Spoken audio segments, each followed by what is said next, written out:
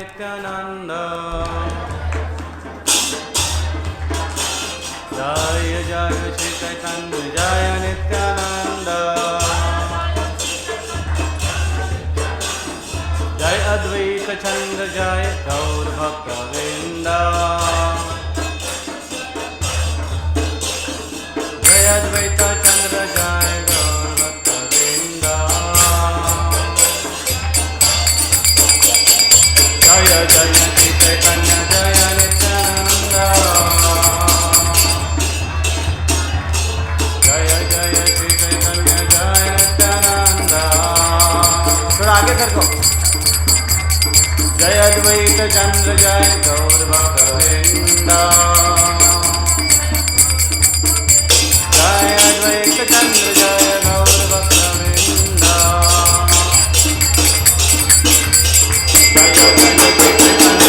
जय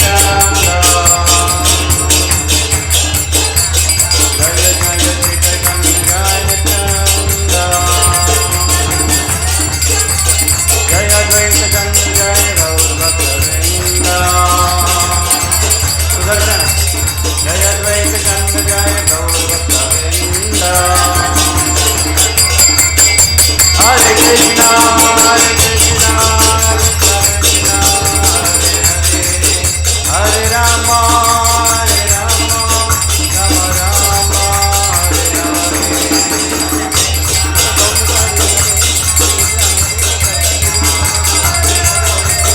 Jaya Gauranga, Jaya Gauranga, Gauranga, Gauranga, Gauranga, Gauranga.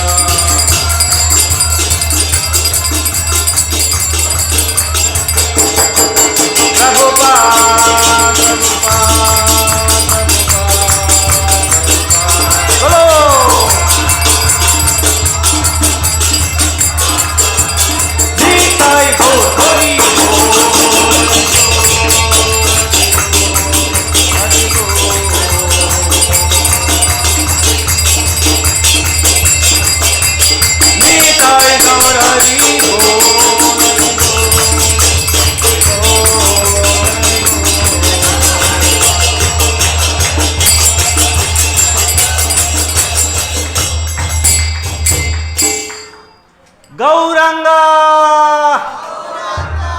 बोलिए जोर से गौरंगा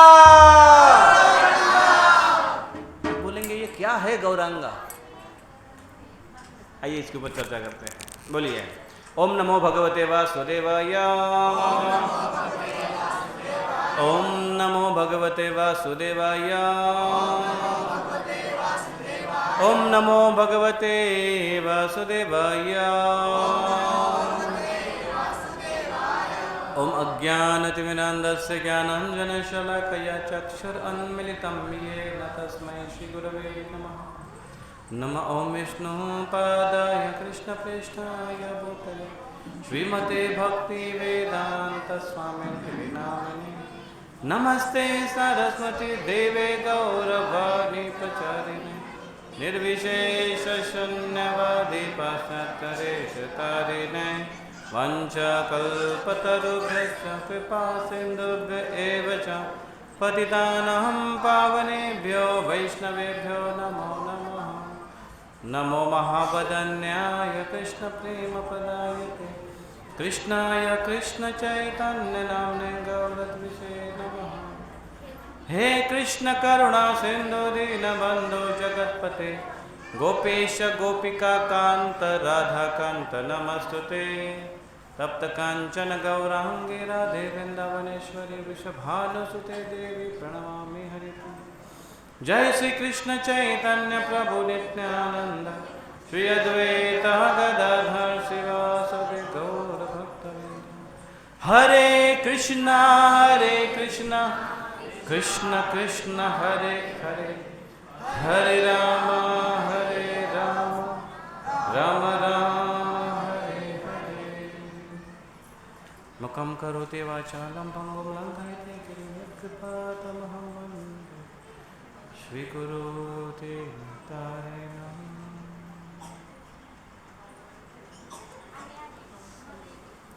हरे कृष्णा।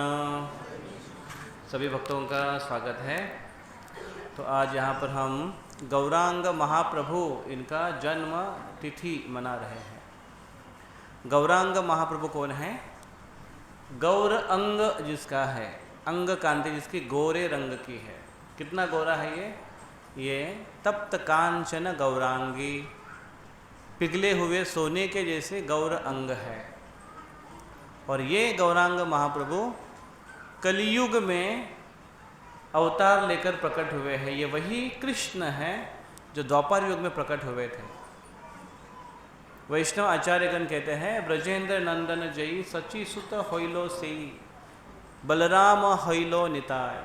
बलराम नित्यानंद प्रभु हैं और गौरांग महाप्रभु ये ब्रजेंद्र नंदन जई। ब्रजेंद्र नंदन कौन है? ये बच्चों को बाहर खेलने के लिए, उनके माता पिता उसका ध्यान दो। ब्रजेंद्र नंदन जो ब्रज के इंद्र है, ब्रजेंद्र। ब्रज के इंद्र कौन है? ब्रज के राजा कौन है? ब्रज के राजा है नंद महाराज, नंद बाबा, और उनके पुत्र हैं, उनके नंदन है कृष्ण। ये वही कृष्ण है जो भगवान कृष्ण, पूर्ण पुरुषोत्तम भगवान कृष्ण, ईश्वर परम कृष्ण सच्चिद आनंद विग्रह, अनादिरादिर गोविंद सर्व कारण कारणम। सारे कारणों के परम कारण है कौन? ईश्वर परम कृष्ण। कृष्ण ये परम ईश्वर है, सारे ईश्वरों के ईश्वर है। वैसे ईश्वर तो हर कोई थोड़ा थोड़ा है, हम लोग भी अपने अपने एरिया में ईश्वर बनने की कोशिश करते हैं। ईश्वर का अर्थ होता है नियंत्रक। हम किसी चीज़ का नियंत्रण करना चाहते हैं और हर कोई नियंत्रक बनना चाहता है, लेकिन भगवान सर्व नियंत्रक है। भगवान की इच्छा से सभी कार्य होते हैं।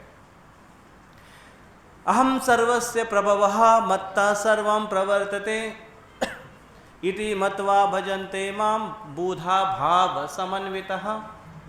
कृष्ण कहते हैं भगवद गीता में कि सब कुछ मुझसे आता है और अहम सर्वस्य प्रभो, मैं सबका प्रभु हूँ, स्वामी हूँ।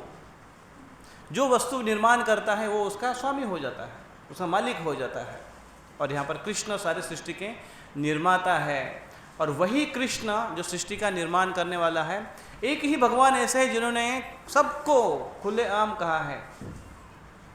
कितने 18 अक्षौहिणी सेना थी कुरुक्षेत्र युद्ध भूमि पर, सबके सामने ऐलान करते हुए कृष्ण ने कहा कि मैं ही इस सृष्टि का उपभोक्ता हूँ, भोक्तारम यज्ञ तपसाम।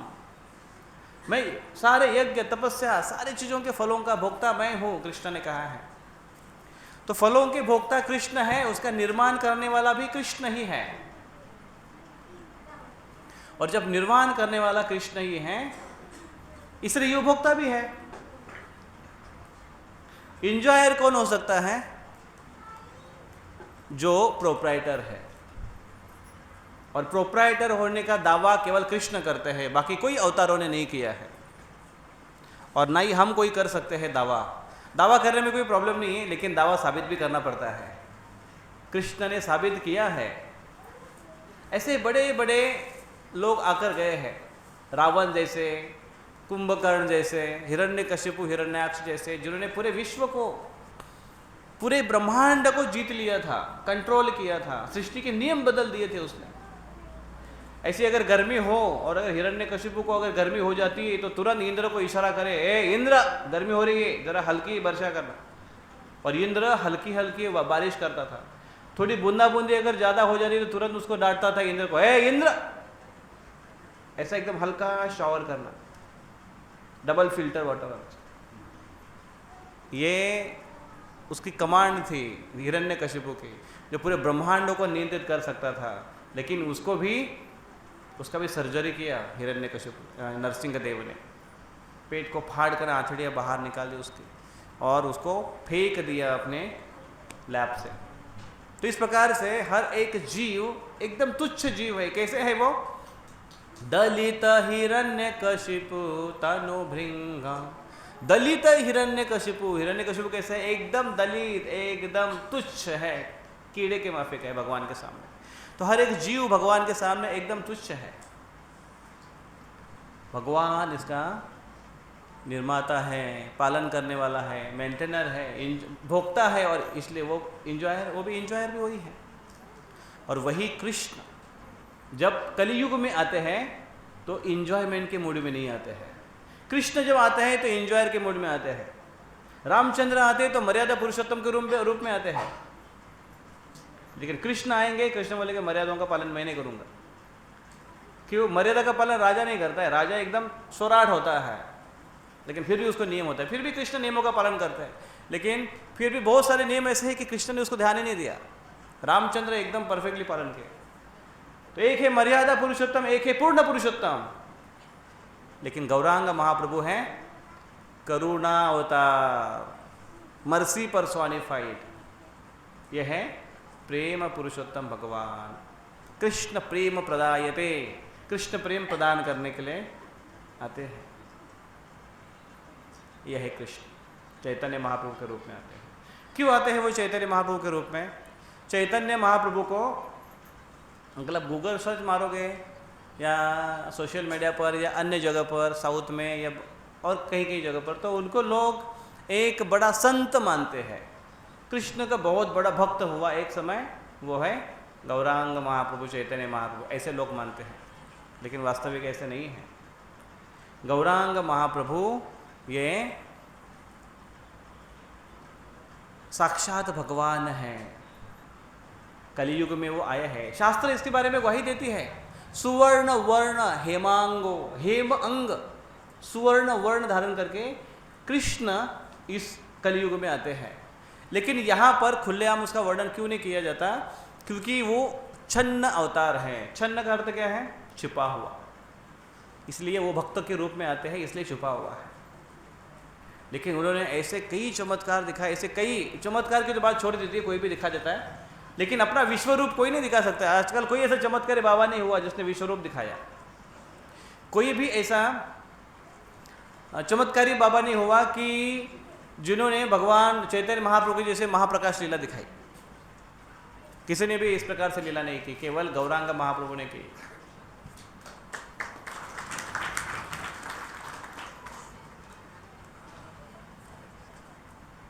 वो है गौरांग महाप्रभु। इन्होंने केवल इस प्रकार से लीला दिखाई। षडभुज अवतार उन्होंने दिखाया। एक बार एक न्यूज़ चैनल ने कल्कि अवतारों को मैसेज भेजा था कि भारत में जितने भी कल्कि अवतार हैं सब लोग यहाँ पर आ जाए और उनकी मीटिंग ली। एक दूसरे को मैसेज, एक दूसरे को बताया नहीं कि दूसरे भी आ रहे हैं, और जो भी कोई आ रहा है वो अपने आप को कल्कि भगवान मान रहा था। अभी आजकल ऐसे बहुत भगवान हो रहे हैं ना, बहुत लोग अपने आप को भगवान का दावा करते हैं। इसका लाभ उठाकर कोई येड़े गबाड़े रहते हैं, वो भी भगवान बोलते हैं अपने आप को, चांस मार लेते हैं, थोड़ा न्यूज़ चैनल में आ जाते हैं, थोड़ा सा बोल बाल हरी बोल हो जाता है, उनका चैनल सब्सक्राइब हो जाता है, टीआरपी बढ़ जाता है, लोगों को वही चाहिए आज। लेकिन भगवान ऐसे नहीं होते हैं। कलियुग में कृष्ण आए हैं, कलियुग में कृष्ण आए हैं गौरांग महाप्रभु के रूप में। युग धर्म पालन, युग धर्म का प्रचार करने के लिए। हर एक युग का एक धर्म होता है। कलियुग का द्वापर युग का क्या धर्म था? द्वापर है परिचर्यायाम, अर्चा विग्रहों की सेवा थी। और सतयुग में क्या था? कृत यद ध्यायतो विष्णु, ध्यान करना था भगवान का। और त्रेता युग में क्या था? त्रेता युग में यजते मखे, यज जैसे आपने देखा भी भगवान का अभिषेक किया, अर्चा विग्रहों की सेवा की, अर्चा विग्रहों की सेवा का यज्ञ था, वो प्रोसेस थी। कलियुग में क्या है? कलियुग में है कलो तद हरि कीर्तनाद, हरि का कीर्तन करना ही सबसे बड़ा यज्ञ है कलियुग में, क्योंकि सबसे आसान तरीका है। भगवान का नाम लेना कितना कठिन है बताओ? नाम लेने के लिए पैसा लगता है क्या? बोलो चलो 500 रुपये ट्रांसफ़र करो, नहीं तो नाम नहीं ले सकते हो, ऐसा कुछ है? नहीं, फ्री में नाम है। बोलने के लिए कुछ विशेष शक्ति की आवश्यकता है? नहीं। जैसे आपको बैठ के मान लो 10 किलो वजन उठाना हो, ऐसा कुछ नहीं, बैठे बैठे मुंह खोलना है और अंदर से हवा निकालनी है, और वो प्रोनाउंसिएशन के रूप में। कैसे? बोलो हरे कृष्णा कृष्णा कृष्णा हरे हरे, हरे राम राम राम हरे। कितना कष्ट हुआ हरे कृष्णा बोलने में? कोई कष्ट हुआ क्या?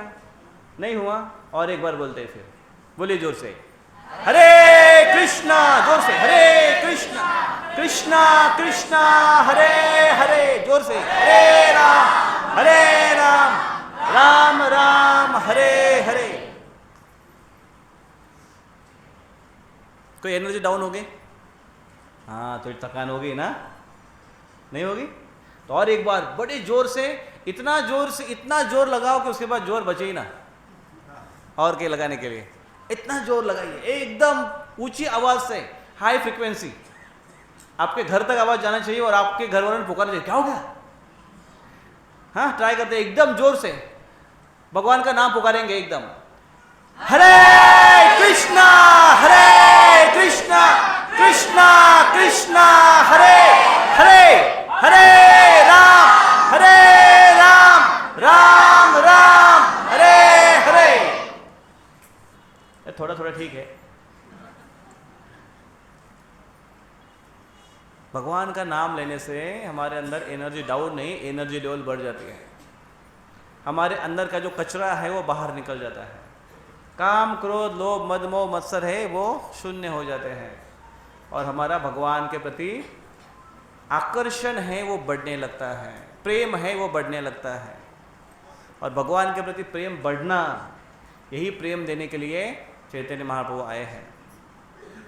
भगवान अगर सामने हो, अगर यहाँ पर अचानक आप अगर अचानक जोर से अगर कृष्ण का नाम पुकार रहे, बोले कृष्ण कृष्ण कृष्ण, और अचानक यहाँ पर कृष्ण प्रकट हुए त्रिभंग ललित और सुंदर बांसुरी वादन करते हुए, कैसा लगेगा?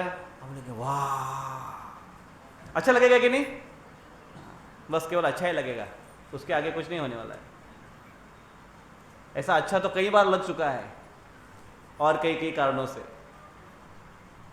लेकिन इस भौतिक जगत का जो आनंद है, समाधान है, वो क्षणिक है केवल।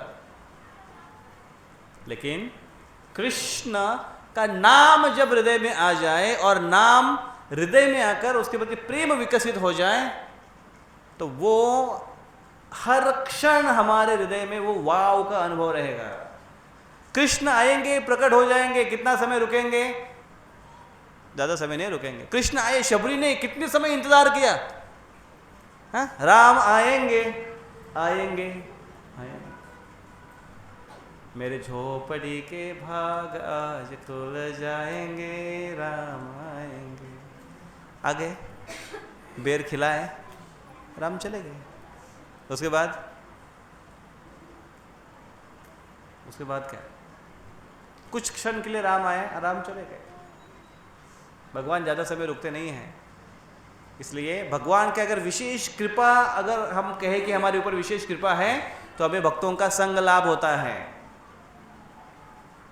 क्योंकि भक्तों के संग का लाभ स्वयं राम अलग अलग कुटिया में घूमकर साधुओं के आश्रम में जाया करते थे, साधुओं का संग किया करते थे।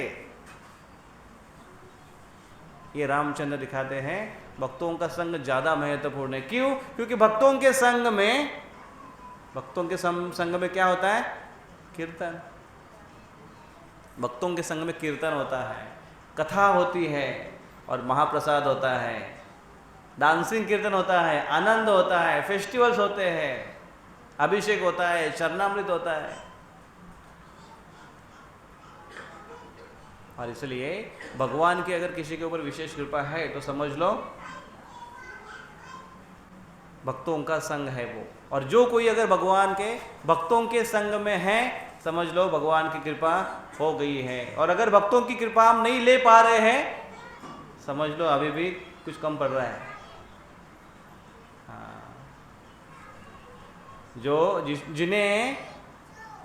जिन्हें पब्लिक चुन के देती है वो पार्लियामेंट में बैठते हैं। जिन्हें पब्लिक चुन के देती है वो पार्लियामेंट में बैठते हैं, लेकिन जिसको भगवान चुनते हैं वो सत्संग में बैठते हैं। तो सत्संग में बैठने का अवसर बहुत कम लोगों को मिलता है। और बार बार जो सत्संग करता है वो तो और दुर्लभ है, उसके भाग्य की तो और क्या कहना। लेकिन क्या करे, कलयुग का एक रोग है, क्या? No time. कलयुग का बड़ा रोग है नो टाइम। टाइम ही नहीं जी। क्यों टाइम नहीं है? मतलब भगवान ने बड़ा अन्याय किया हमारे ऊपर। बोले कैसे?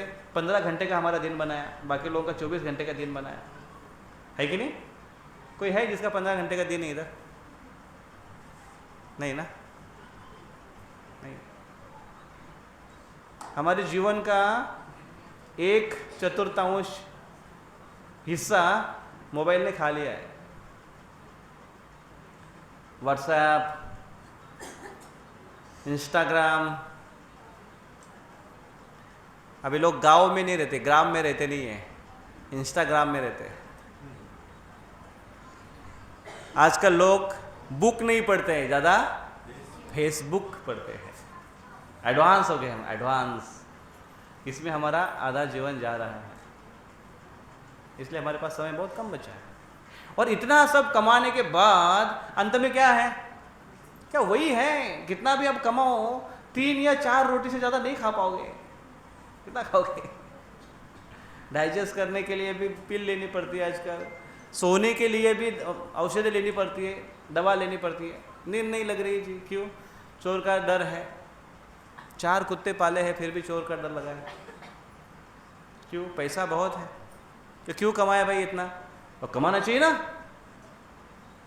पैसा सोने नहीं दे रहा है। अब यहाँ पर आओ, हम आपकी नींद बराबर कर देंगे, चिंता मुक्त कर देंगे। प्रभुपाद जी के पास ऐसे एक बड़ा बिजनेसमैन आया और प्रभुपाद जी को बोलता है, प्रभुपाद जी मेरे पास ये इधर दिल्ली में एक फैक्ट्री है, मुंबई में 3 फैक्ट्री है, मेरी मद्रास में एक फैक्ट्री है, मेरी कलकत्ता में एक फैक्ट्री है।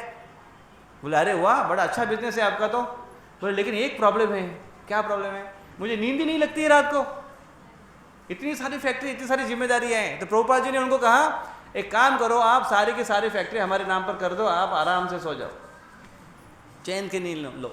तो उसने बोला अरे नहीं नहीं स्वामी जी, आप ऐसा कैसा बोल रहे हो? बोले अरे आप बिल्कुल चिंता मत करो। बोले नहीं नहीं मैं बाद में आता हूँ। बोले बाद में? नहीं नहीं अभी आप करो। तो बोलता है नहीं नहीं नहीं मैं बाद में आता हूँ। तो प्रभुपाद जी ने शिष्यों को बोला कि जरा इनका कॉन्टैक्ट नंबर ले लो। तो वो बोला कि नहीं नहीं नहीं मैं आपको फ़ोन करूँगा। बोले नहीं नहीं हम भी आपको फ़ोन कर सकते हैं, आपका कॉन्टैक्ट नंबर दे दो। वो आदमी भाग गया वहाँ से। भौतिक चीज़ों में हम सुख ढूंढ रहे हैं जहाँ पर वास्तविक सुख नहीं है। सुख केवल आध्यात्मिक चीज़ों में है। क्यों? क्योंकि हम आध्यात्मिक हैं, सिंपल। हम भौतिक नहीं हैं, हम शरीर नहीं है, हम आत्मा है। शरीर मरने वाला है, आत्मा मरता नहीं है। मरने के बाद हम चिल्लाते गया गया गया। किधर गया? वो तो लेटा ही है उधर ही। जिसको आप बोल रहे गया वो तो इधर ही लेटा है, तो गया कौन?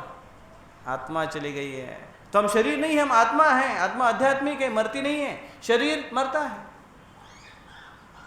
शरीर भौतिक तत्वों से बना हुआ है। कौन से भौतिक तत्व? 5 तत्व है।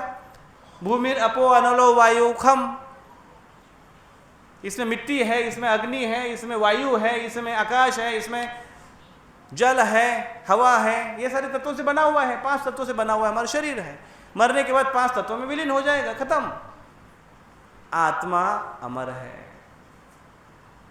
वो कहाँ जाने वाली है आत्मा? उसका क्या होने वाला है वो आत्मा का? एक बार फुगे से हवा निकल गई, खत्म।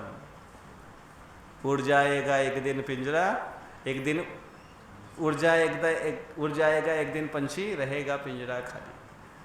तो वैसे हमारा पंछी एक दिन उड़ जाएगा, पिंजरा खाली रह जाएगा। हम जिंदगी भर पिंजरे को सजाने में लगे हैं, पिंजरे को पॉलिश कर रहे हैं, पिंजरे को मेकअप कर रहे हैं, पिंजरे को धो रहे हैं, कलर दे रहे हैं, पिंजरे को सजा रहे हैं, पिंजरे को ही सब कुछ कर रहे हैं। अलग अलग प्रकार के वस्त्र परिधान कर रहे हैं, पिंजरे को सजा रहे हैं। मेकअप कर रहे हैं 15,000 का, पिंजरे को सजा रहे हैं। अच्छे ड्रेस ले रहे हैं दिवाली में, पिंजरे को सजा रहे हैं। और तोते का जी तोता क्या ज़्यादा इम्पोर्टेंट नहीं है, पिंजरा इम्पोर्टेंट है। लेकिन तोता मरने के बाद पिंजरे को कोई वैल्यू है क्या? है वैल्यू? हमारे शरीर के अर्जे पुर्जे को हम लोग सजाते हैं। हमारे शरीर के जो पार्ट है इसको हम बहुत महत्व देते हैं। क्यों महत्व देते हैं पता है? क्योंकि ये जब तक आत्मा शरीर में है तब तक उसको महत्व है। इस शरीर को महत्व क्यों है? क्योंकि इसमें आत्मा है। जैसे ही शरीर से एक आधी चीज निकल जाए उसका वैल्यू 0 हो जाएगा। निकालो कोई भी चीज शरीर से बाहर, कितनी मूल्यवान है बताओ?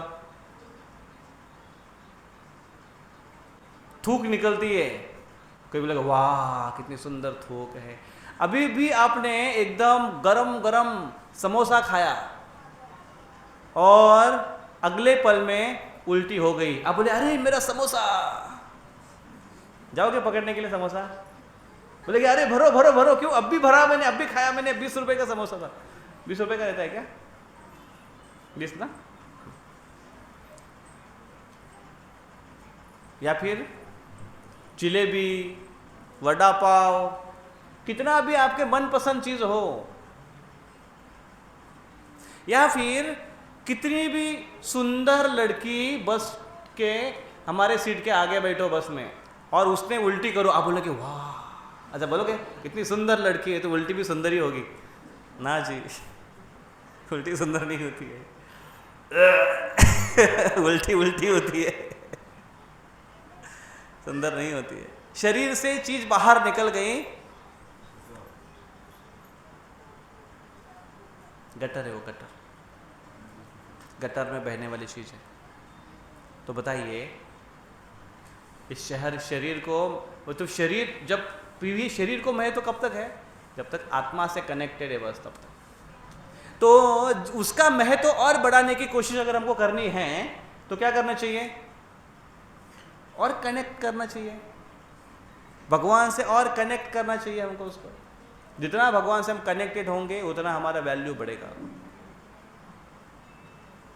अदरवाइज वैल्यू हमारा पहले से ही वैल्यूएशन 0 है। तो इसलिए भगवान का भजन, और यही सिखाने के लिए चैतन्य महाप्रभु आते हैं कलयुग में। कृष्ण तो आकर के, कृष्ण ने कहा सर्वधर्मान परित्यज्य माम एकम शरणम व्रज अहम त्वाम सर्व पापेभ्यो मोक्षयिष्यामि मा शुचि। सारे तथाकथित धर्मों को छोड़ दो और मेरी शरण में आ जाओ। लेकिन वही कृष्ण बोले मैं बोल तो गया हूं द्वापर युग में, लेकिन कलयुग के लोग बहुत भारी है, मानने वाले नहीं है। वो अपना फंडा लेकर आएंगे, वो बोलेंगे वो जैसे मैं बोला ना वैसे वो खुद बोलेंगे सर्वधर्मान परित्यज्य माम एकम शरणम व्रज, वो ऐसा बोलेंगे। इसलिए वही कृष्ण द्वापर युग में जो थे वही कृष्ण कलयुग में आते हैं और क्या कहते हैं? कलयुग में वो आकर कहते हैं भगवान कृष्ण की शरण में जाओ, भगवान का नाम लो, बोलो कृष्ण, भजो कृष्ण, करो कृष्ण शिक्षा। ये कहने के लिए आते हैं कृष्ण का नाम लो, कृष्ण का भजन करो, इससे आपका जीवन संवर जाएगा। तो इस प्रकार से चैतन्य महाप्रभु आते हैं इस धरती पर, और चैतन्य महाप्रभु की लीला पढ़ेंगे सेम कृष्ण की लीला के जैसी आपको दिखाई देगी। पांडित्य में एक सबसे निपुण पंडित, शास्त्र के ज्ञाता उस समय थे, निमाई पंडित के रूप में। बचपन में ऐसी लीलाएं की उन्होंने, शरारती, जैसे कृष्ण भी शरारती लीला करते थे। उसके बाद फिर जब उन्होंने संन्यास ग्रहण किया तो सबको कृष्ण प्रेम बांटने के लिए सबके पीछे दौड़ते थे, वो सबको बोलते थे कृष्ण, बोलो कृष्ण कृष्ण कृष्ण कृष्ण। और उस समय उन्होंने कृष्ण नाम की एक बाढ़ लेकर आए, वो ये है गौरांग महाप्रभु। तो गौरांग महाप्रभु ये प्रकट होते हैं गौर पूर्णिमा के दिन। जैसो होली का जो तिथि था ना, अभी परसों धूलिवंदन का तिथि था, पूर्णिमा का तिथि था, इसको गौर पूर्णिमा कहते हैं। गौरांग महाप्रभु इनका प्राकट्य दिन पूर्णिमा के समय हुआ। ये पश्चिम बंगाल में नवद्वीप ये स्थान पे, जो आज का उधर मायापुर है, एक नीम के पेड़ के नीचे संध्या समय उनका प्राकट्य हुआ। और जब उनका प्राकट्य हुआ, वो इस कलयुग में क्यों आते हैं? नाम सबको देने के लिए, हरि नाम सबको देने के लिए। तो हरि नाम देने के लिए वो प्रकट हुए हैं, और प्रकट होने के बाद, प्रकट होने के पहले ही से ही उन्होंने हरि नाम लोगों से बुलवाया, क्योंकि उस समय क्या हुआ, चंद्र को ग्रहण लग गया था। तो जब चंद्र ग्रहण होता है तो अशुभ माना जाता है, और उस समय केवल एक ही कार्य होता है, क्या? हरे कृष्णा कृष्णा कृष्णा हरे हरे, हरे राम राम राम हरे हरे। एक ही काम होता है, भगवान का नाम स्मरण, और कुछ कार्य होता नहीं। तो चंद्र ग्रहण होने के कारण सब लोग केवल हरि हरि हरि हरि पुकार रहे थे, और उस समय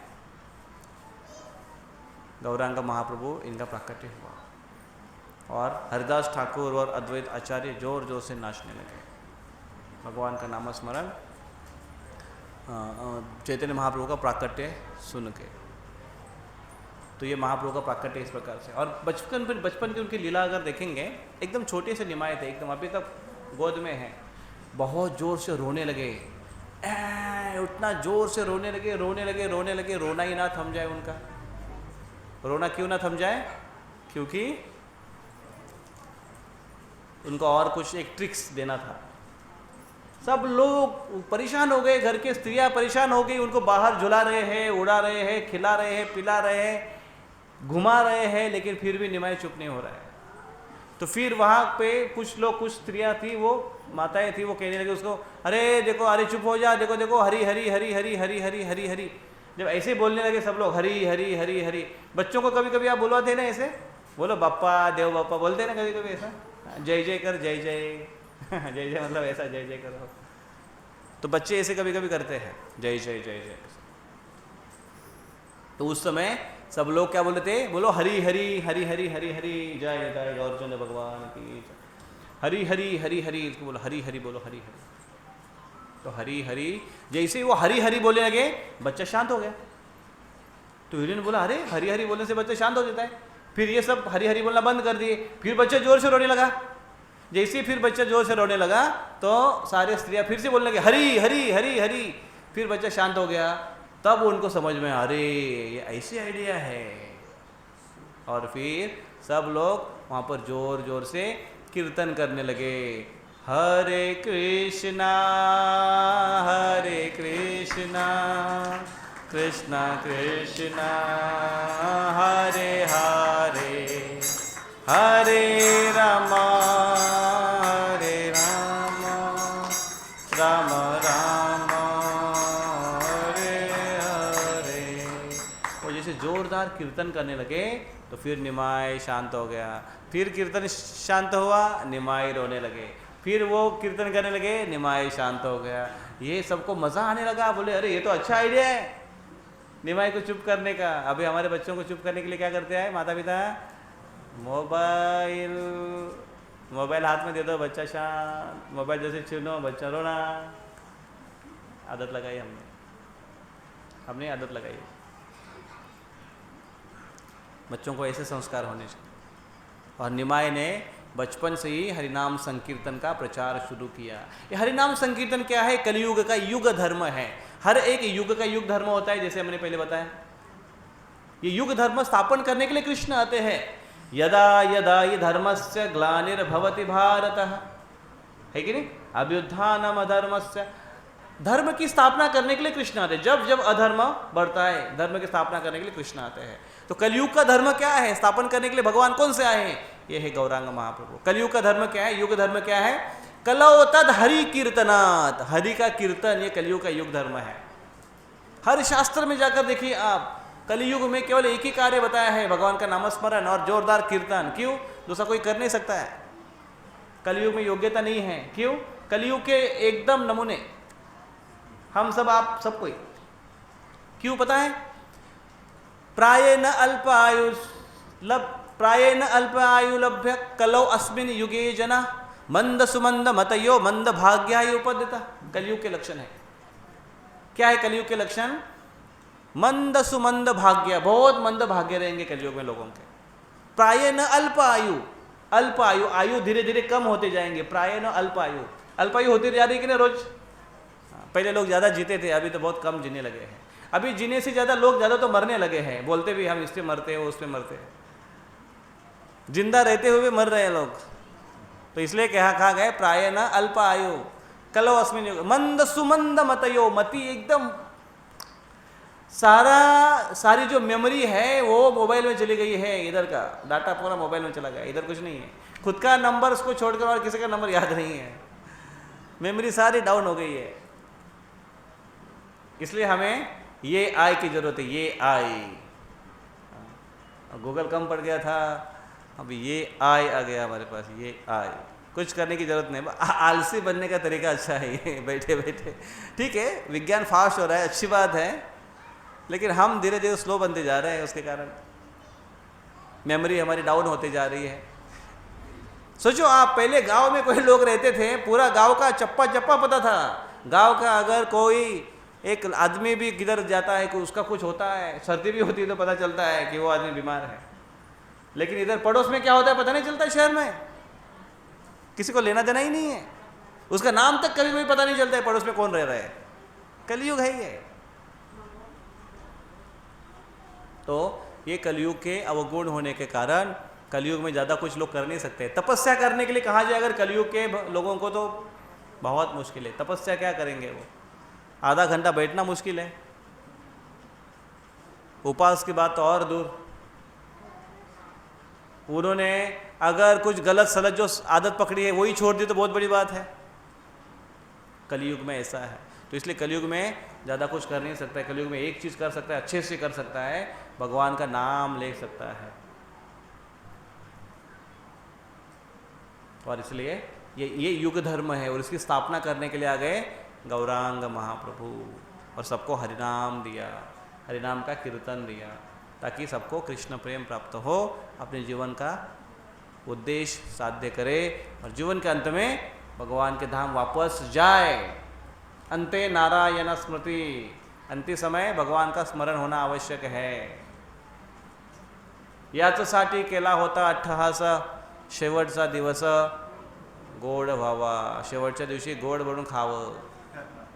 शेवटचा दिवस गोड व्हावा मतलब मरते समय भगवान का नाम मुख में आना चाहिए। बाकी गोड क्या, मरते समय क्या मीठा लगेगा बताओ आप, क्या मीठा लगेगा आपको? कुछ मीठा नहीं लगने वाला है। मरते समय क्या खाएंगे, कहाँ मरेंगे पता नहीं है। इसलिए भगवान का स्मरण करते हुए ये देह को छोड़ दे अगर हम, तो हमारा भाग्य है।